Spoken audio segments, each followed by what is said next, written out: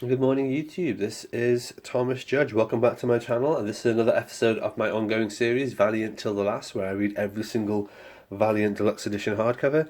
And in today's episode, we're going to be looking at something confusingly enough called The Valiant. So, The Valiant is printed by Valiant Comics, but it's actually a series literally called The Valiant.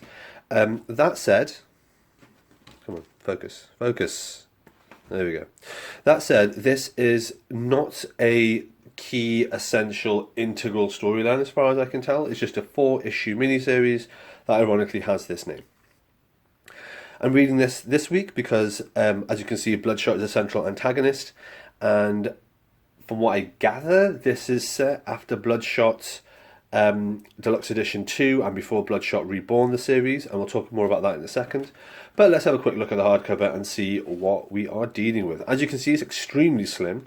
That's because it's only 4 issues. So if you're watching my videos, the only other hardcover I've read so far that's this slim is the Secret Weapons hardcover. This is basically the same size. Still oversized format. It's got a slightly different cover design like Secret Weapons had, so it doesn't follow the usual banner at the top, banner at the side, deluxe edition format, which is, I'm cool with that. The spine, however, follows the usual format there, with the author, the name and the logo. And the back looks like this. Okay. So the main antagonists, we have Bloodshot, we have someone called Kay, who is a geomancer, we have Gilad, the Eternal Warrior, and we have Armstrong.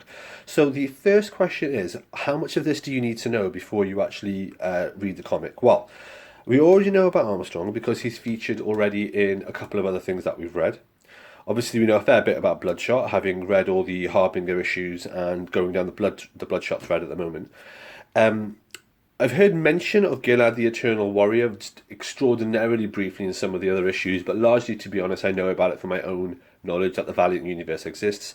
And I've never seen this person before, didn't know what her name was, but I have heard of the role of the Geomancer because there's a couple of Valiant issues lying around called things like Legend of the Geomancer and things like that. So I'm not 100% sure what a Geomancer is, or rather I didn't know when I got into this.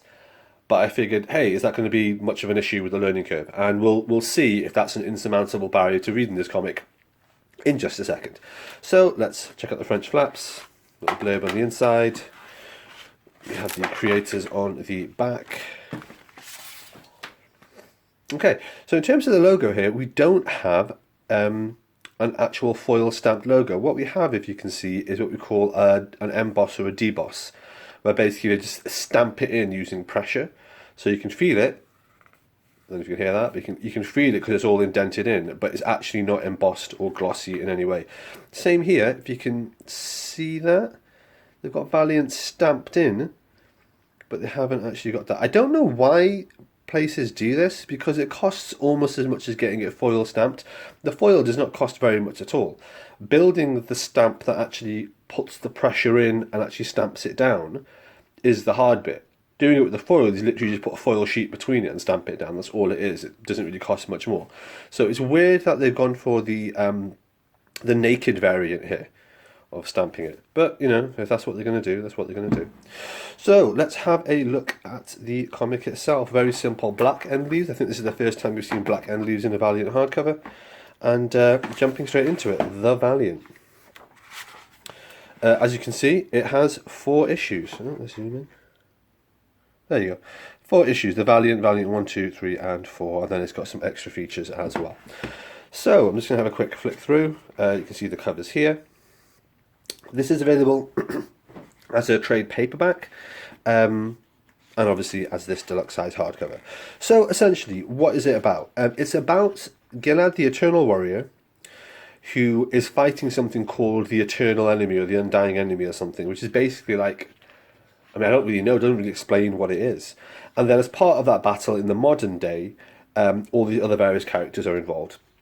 So in terms of continuity, it gives a bit of an idea as to who people are. So Eternal Warrior, Geomancer, Bloodshot, Armstrong, Exo Manowar and Ninjak we've come across before, and then these two are just normal humans. But I think that highlights, what the major continuity issue for this book is, which is that at the start of this book, Bloodshot is already working for MI6.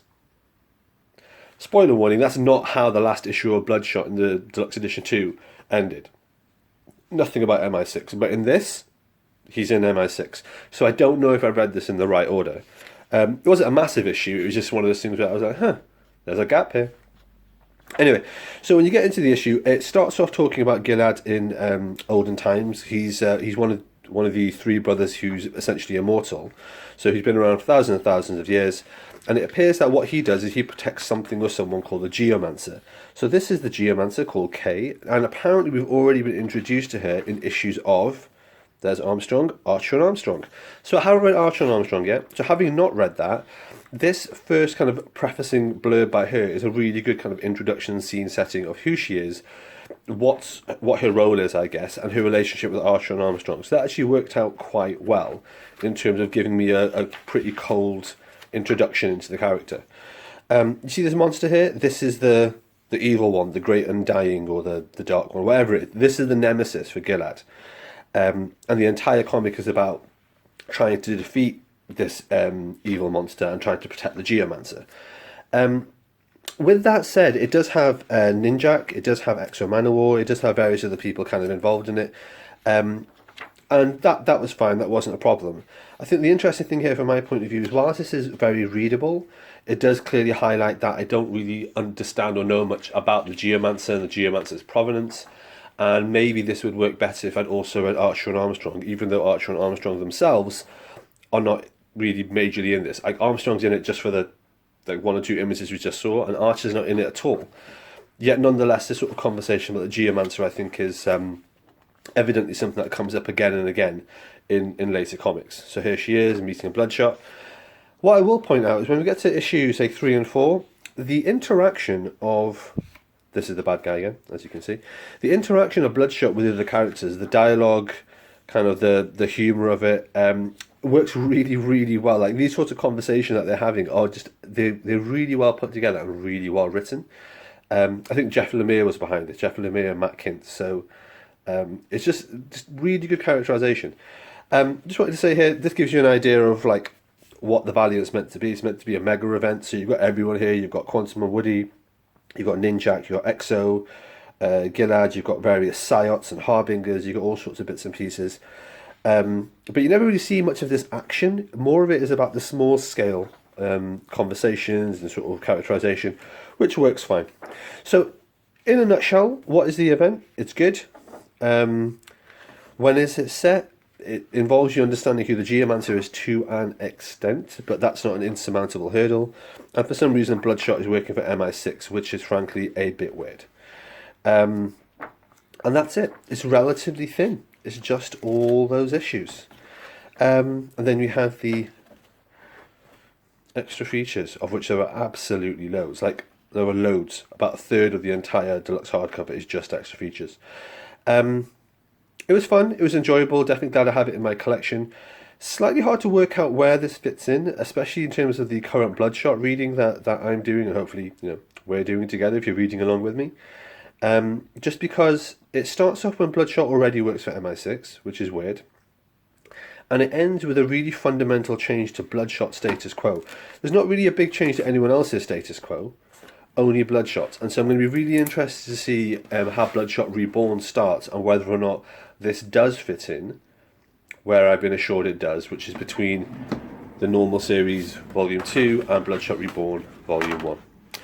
So stay posted. What I'll do next week is I'm going to read Bloodshot Reborn Deluxe Edition Volume 1, and then we'll talk about that as well. But for now, ladies and gentlemen, that is the Valiant Deluxe hardcover of literally the Valiant.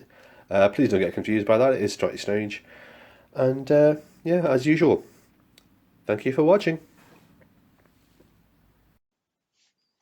Alright, thanks for watching everybody. As always, please like, comment, subscribe. As always, please follow me on Twitter at @IamThomasJudge, where I will post a daily review of whatever comics I've been reading. You can get an idea of what I'm up to on the channel.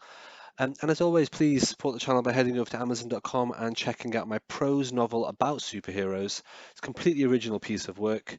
The first episode in it is called Arrivals, and the series as a whole is called No Gods or Kings. You can find an excerpt of that on my website, nogodsorkings.com.